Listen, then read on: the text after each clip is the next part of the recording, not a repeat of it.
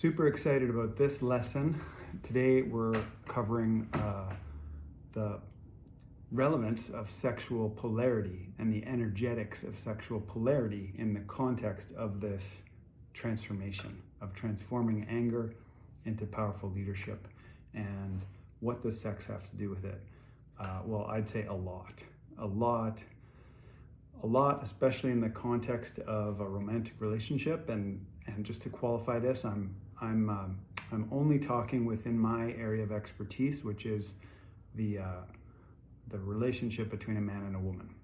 Not to cast any judgments around any other flavors of romance, but this is a course for men who are looking for help and better self-mastery in leading life and love, because they're connected. So let's get a few definitions out of the way, and then I'll describe a bit of the problems that are really relevant and current, and the solutions of leadership tools for envisioning that forward momentum and that goal of that powerful leadership and that realization of those desires and the deep work it takes to get there. Let's talk about what do I mean by masculine and feminine to begin with. I like to say, to keep it simple, that the masculine, the purpose of the masculine is the striving for freedom. The striving for freedom and the longing for freedom as well. The purpose of the feminine is love and the feeling life. So both are what everybody wants, because everybody wants love and everybody wants freedom. And so these two forces are dancing all the time within every body and within every relationship. And they're showing up, and I like to also define the core of masculinity as beyond just that longing and drive for freedom. It's connected to self-direction, structure, and leadership. And in essence, it is about stillness and the consciousness behind creation. Whereas the feminine is energetically characterized as movement as opposed to stillness. It's movement and radiant movement, the radiant movement of life. It's like the water flowing in the river is the feminine, and the banks that actually contain the river is the masculine. And of course, as the water flows, the banks are going to shift over time, and it's a dance of leadership.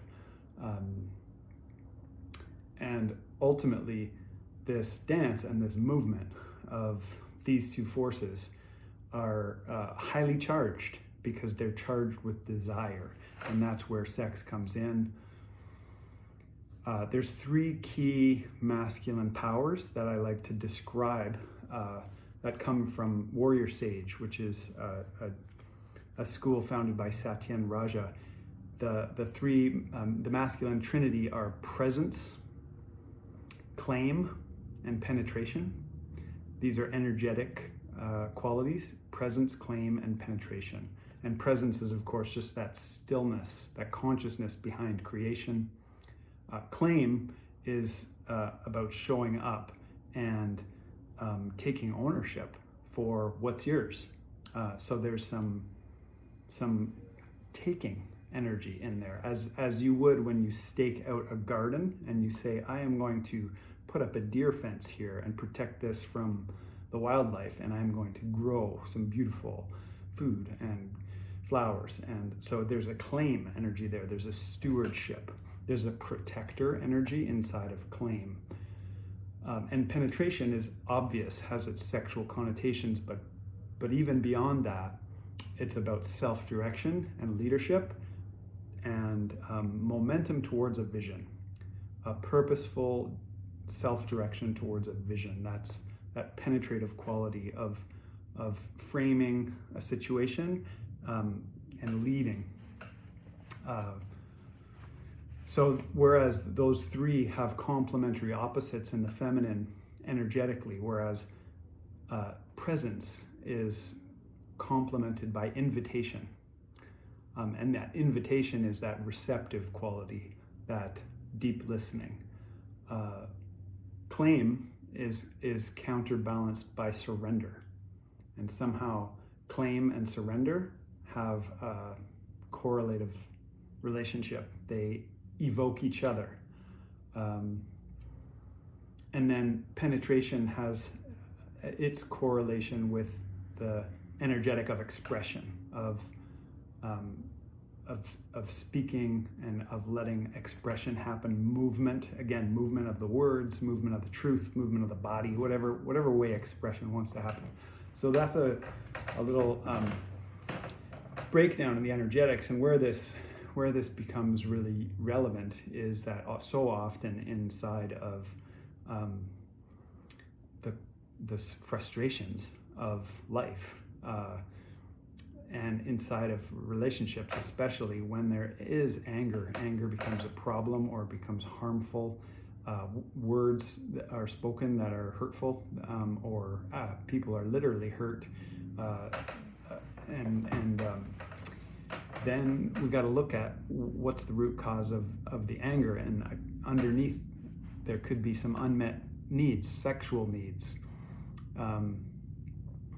There's a deep correlation, at least what I notice in my own personal experience is that whenever I've been in tension or conflict or discord with my own wife, and I notice that keeps happening, and that she keeps finding things to be annoyed with me about, then what I notice is that correlates with the time when it's been a long time since we had sex, since we made love. So there's a clear correlation there, and what happens when we do come back together and make love is that there's a release of tension, and that can last for days. There's a renewal of love and harmony in the wake of that full expression of love. So sex and money are both root needs, the core root needs inside of the relationship. And there's also a real correlation between money and sex. I have a mentor who likes to talk about getting paid and getting laid, and the correlation, because money is a fire energy, it's a provisional energy, and it's magnetic. And I don't go too far into that, but there are some energy leaks to become aware of when sexual energy isn't flowing in a way or being expressed in a way that's healing and generative. Sometimes that can be an energy leak if it's repressed. It can be an energy leak if there's a porn addiction happening, which is super common for us as guys. And those are definitely areas where the energy leaks need to be patched up. And there comes a time in where a man has to look at his habit patterns and understand and outgrow that if there's an addiction to porn. Inside of this whole conversation of sexual polarity, from an archetypal level, we're in the territory of the lover. And inside the territory of the lover, it is said that the flip side of the lover archetype is the addict. The flip side of the lover archetype is the addict. And often what the addict is looking for, whether it's through substances or booze or gambling or social media or distractions. Sometimes you can just be addicted to going to the gym or food or anything that actually takes you away from being present with reality and facing reality, can be an addiction. And what that addict is seeking is union. is simply communion and oneness, that oneness that comes from love, especially when there's an actual lover, whether it's mother when we're a tiny baby, and feeling the oneness of just having all the breast milk you could ever need, or the communion of sex. In the expression of that longing for freedom that is the masculine, two things that more than anything give us a burst of oxytocin and dopamine at the same time are sex and money. So these are powerful chemistries that we need to practice state mastery and get better at working with our inner state mastery, like samurais or Jedis in training, so that we cannot be slaves to patterns that are harmful, patterns that are unuseful. If you haven't picked up this yet, I will refer to this, because there is basically the point of this whole book has been that, in my experience, purpose work for men is the deepest healing transformational power that a man can engage in, because when he's anchored in his purpose, then all the other troubles, whether it's PTSD or ADHD or addictions to you name it, will start to fall away, because his energy and his attention is focused on who he is and what he's here to give, what he's here to contribute, and all of his creativity is working in that way. So another aspect of this is working with semen retention. I'm not going to do a training in this particular course, but you can look for other trainings that I will have available for semen retention. Basically, drawing the energy up the lower back where the sexual energy sits in the sacrum, and working with practices to draw that energy up the back body and circulating it in your microcosmic orbit down the front of the body intentionally, and working with this energy to bring that sexual energy up from its lower centers and bringing it into your heart, bringing it into your vital organs, and bringing it into your power to use your creativity as a healing gift, as a leader. So we're talking about money and sexual polarity. There's also this problem that is very evident in the modern world, in the moment that we're in, and maybe it's been happening for a long time, but I'll name it. There's a depolarization happening with a lot of men and women, and one expression of that is nice guy syndrome, which I talked about before, and working with that people pleaser imprint. But another way to name the problem is that there's a masculinized femininity on the one hand, and a feminized masculinity. So there's a depolarization of the polarity, of the natural polarity of a masculine man and a feminine woman. And I think this is due in part to feminism, which is something I completely support, and the world definitely has needed for the last many decades. But what it's been doing is creating women who've been given this message of complete empowerment. And men haven't had a parallel process of personal growth. So it's happening now, but there has resulted a lot of guys in collapse, a lot of guys angry, frustrated, in quiet desperation. And that's why we're in this movement of stepping into more powerful leadership with the core masculine gifts of purpose and self-direction. Here's one of the other problems related to the problem, is that a lot of modern guys have this assumption that the solution to this question of masculine and feminine is inner balance. The solution is just, I'll just be balanced within. which is fine. But actually it's not fine, because if that's the end game, then what can happen is there can be a loss of the deeper core masculine gifts of self-leadership. If you're in your core masculine gifts, they actually might put you out of balance in the short term, but they'll put you in balance in the long term for the greater vision of your life and the thing that you're here to do, that fear that you're here to face, that thing you're here to create.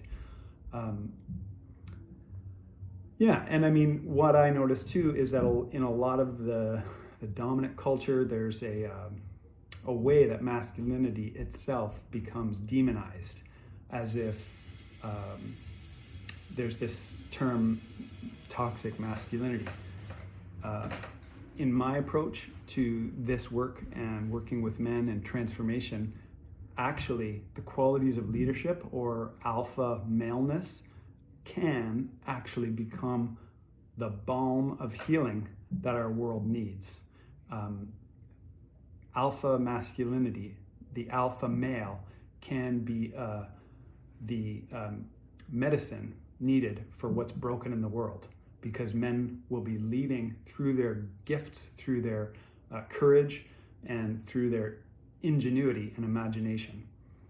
So masculine men anchored in their center, anchored in their axis, with skillful abilities to govern both their lover faculties and their warrior faculties. That is the type of leadership that's needed, and that's also archetypally we call that the king. So it's about claiming your king and also balancing that with leadership. And here's another phenomenon that I'm noticing, is that leadership in the bedroom, leadership in the expression of your sexuality can be also a hologram for how you lead in the world. That as you're making love with your lover, the energy of your leadership and your full expression sexually inside of that game can be seen as a hologram for how you make love with the world through your purpose, through your gift, through your generativity, through your contribution. And that's something to track, because it's I definitely notice a correlation which is very similar to that idea of getting laid and getting paid, and really paying attention to how the world works and paying attention to how your relationship works. And that kind of leadership, also in the relationship, leading the communication instead of expecting the women to do it, also has long-term effects of creating a more fulfilling relationship. Remember, success builds the house. Fulfillment helps you feel good inside it. Success builds the house. Fulfillment helps you feel good inside it. That's that freedom and love and that unification of those forces. So these leadership codes are leadership as a frame that is a coherent force that puts you in your axis and will help you govern your fool, govern your hustler, govern your lover, govern your warrior, and bring harmony to all these different parts of yourself so that you're aligned and that you're solid in that leadership. And the other thing about leadership is that ultimately it's about having a vision and holding the vision and doing whatever it takes to make that vision happen. And those three aspects of purpose alignment being purpose, path, and plan, and at as if they're concentric circles, and the purpose being, who am I? What am I here to do? What do I want? And what do I need to do to get what I want and give what I need to give so that I can gain and grow? That's the purpose piece. The path is your vision. The path is the clarity of vision. And then the plan is the how-to. How am I going to do it? What's my attack plan on the daily? The heart and balls of the matter are that you have unlimited access to a power within you that's related to your deeper purpose. That is the thunder and lightning at the core of your being. And when you tap into that, then you find the courage to speak your truth, to tell the truth, and to find that second form of bravery that I mentioned earlier in the course. The two forms being, one, the bravery of putting on the armor and going to war. That's one level. And then the second level of bravery, that's actually harder, is taking the armor off and sitting naked in the truth. Taking the armor off and sitting naked in the truth becomes even more relevant and literal in the context of the bedroom and leading in the lover game. And the thing about leadership is that it's not just about leading. It's about the dance. It's about enjoying the dance and playing a beautiful game, because the energy between the masculine and feminine is dynamic. It's like electricity. So it's flowing back and forth, and sometimes there are times when surrender is actually more important than leadership, and it's actually a form of leadership.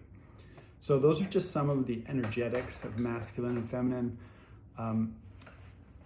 The energy of claim also has a lot to do with declaration. When you're clear on your purpose and your intentions, then making that known to the people around you who matter is a form of declaration. That's a power move. The thing about presence is that leadership is more of a presence than it is a position. When you're in touch with the presence of leadership, then it doesn't have to make sense to anyone but you, because you know better than anyone what you need to do, and no one is coming to save you. You're here to fully express extreme ownership as a leader for what's yours to take care of. What chaos in your world needs your attention so that you can bring it into order, to organize the chaos of your passions and live creatively. And then the penetration that comes from that, when you've optimized your creativity, when you're mastering your flow states, you can move forward, and you can have forward momentum towards actually creating your vision and doing what you're here to do with all of your executive functioning, your CEO, your king, your captain, online. And that's where the leadership piece comes in. And one of the aspects of leadership I want to highlight is decision-making muscle. Decision-making muscle. Because the power to make decisions is a muscle. I call it a muscle because if you don't use it, if you don't make bold and powerful decisions, your decision-making muscle can atrophy.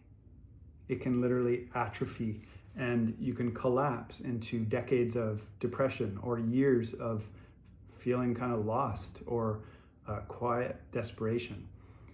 So making bold decisions and shortening the integrity gap between what you know you need to do and what you actually say and do is essential for becoming a better leader. And then in that, just getting clearer on what you want. If you don't know your vision and if you don't know your purpose, then your purpose is to get clear on your vision and your purpose. This is all a work in progress, and you can be both a masterpiece and a work in progress at the same time. So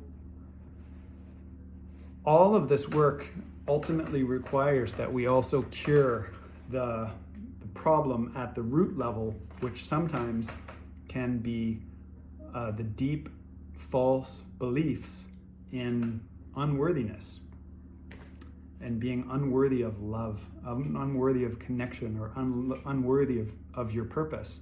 And I'm here to remind you that you matter, your purpose matters greatly in this world, and life itself is the gift. And you're a gift, and this world needs your gifts. It needs your contribution. So this is part of clearing the innermost levels of barriers to you stepping into your power and your purpose to have the successful and fulfilling life that you deserve and that you desire. Channel the fire in your bones and create and prosper on purpose. I'm glad you're here. Thanks for tuning into this lesson on sexual polarity. This is really good stuff, and I go way more into this inside of the Lionheart mastermind coaching program for men. So if this stuff interests you and you want ongoing help and support to integrate and implement this level of stuff, then look for information about the Lionheart mastermind after the final lesson in this course, and you'll get to hear more about it and the opportunity to become part of it. So thanks again for being here. Peace, power, and potency to you.